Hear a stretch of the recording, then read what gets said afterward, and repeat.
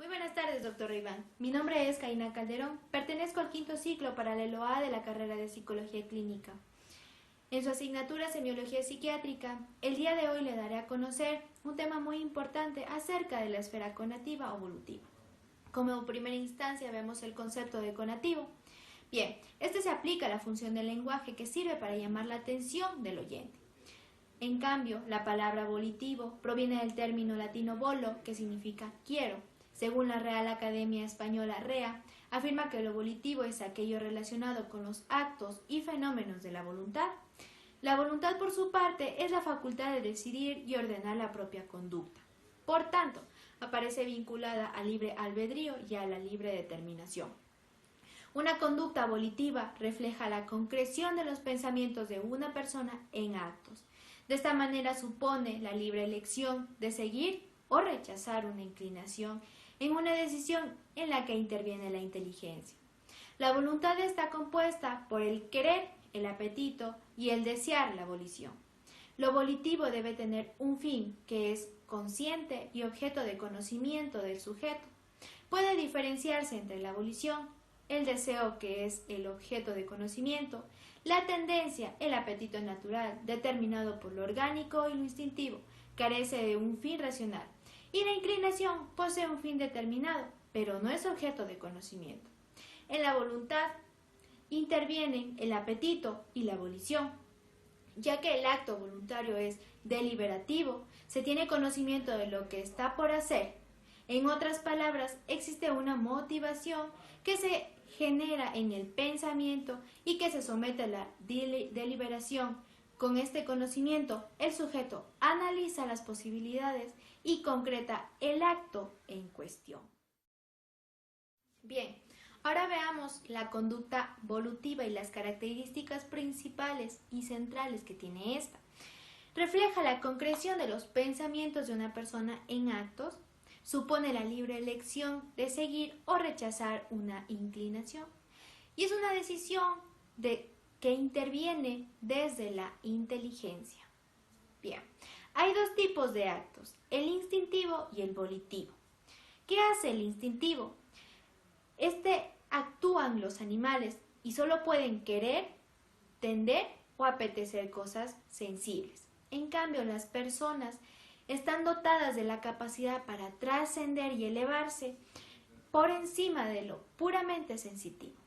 Por otro lado, el acto volitivo es la tendencia hacia lo espiritual, lo artístico, lo moral, lo religioso y lo sutil.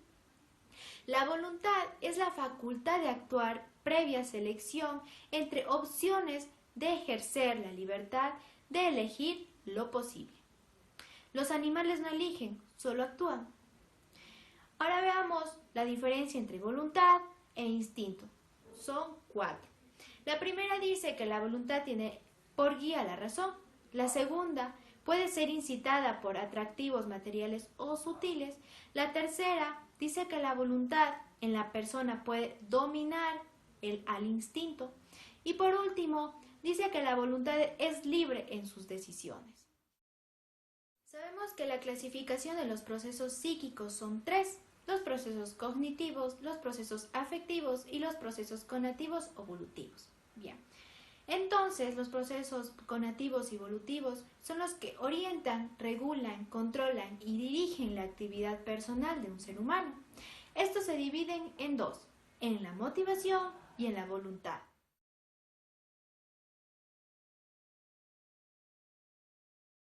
Las estructuras implicadas en los circuitos cerebrales de las vías dopaminérgicas para que se genere la motivación son el área mesencéfalo, donde se parten las vías de dopamina, la amígdala, que es el procesamiento y almacenamiento de las emociones, el hipocampo, pasa de memoria a corto plazo a largo plazo, el tubérculo olfatorio, donde se encuentra el olfato, el núcleo accumbens, es la parte del cuerpo estriado ventral asociado al sistema límbico, donde se encuentra el GABA, que promueve las decisiones pensadas en función de la obtención de futuros beneficios. También es el mediador de la dopamina, atención y recompensa. La corteza prefrontal elabora comportamientos cognitivamente complejos. Las vías dopaminérgicas cumplen con funciones muy importantes como la gratificación de la motivación, placer, euforia, función motora fina, compulsión y preservación.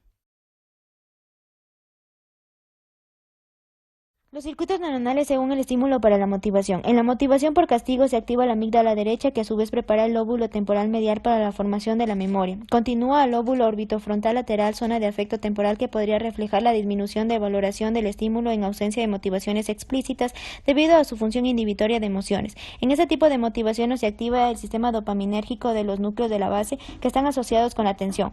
En el aprendizaje motivado por la recompensa, el circuito implica a los sistemas dopaminérgicos amígdala y el área orbitofrontal medial, que almacena estímulos conductualmente relevantes para el futuro y relacionados previamente con la apreciación de la belleza, y se activa con la dificultad.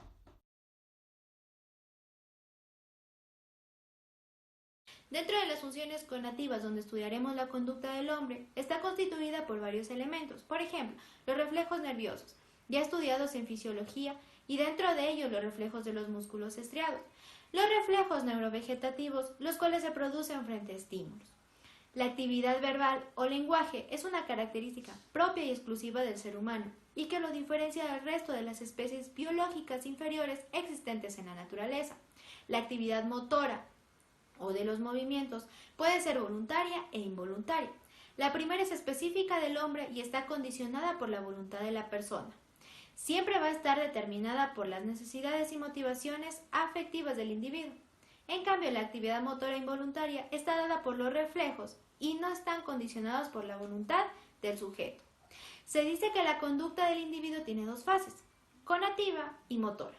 Veamos la fase conativa.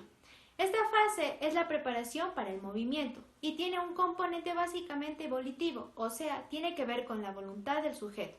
También se llama fase implícita. En cambio, la fase motora es la acción propiamente dicha de la realización del movimiento. Es también denominada fase de acción explícita o de la conducta. Bien, de manera general, las funciones volitivas. Está la voluntad, que es el aspecto de la personalidad que impulsa al individuo a la acción. Implica un propósito y una intención. Se ejecuta en forma consciente y va con frecuencia asociada a afectos intensos. El acto voluntario solamente ocurre normalmente luego de dos demoras. La primera es reflexiva y la segunda es electiva.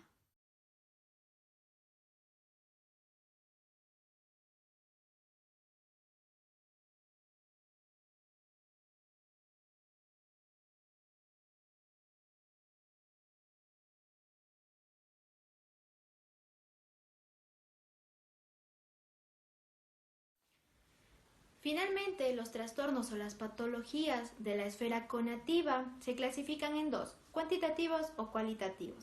Los cuantitativos pueden ser la hipobulia, la bulia, la hiperbulia. ¿Qué es la hipobulia?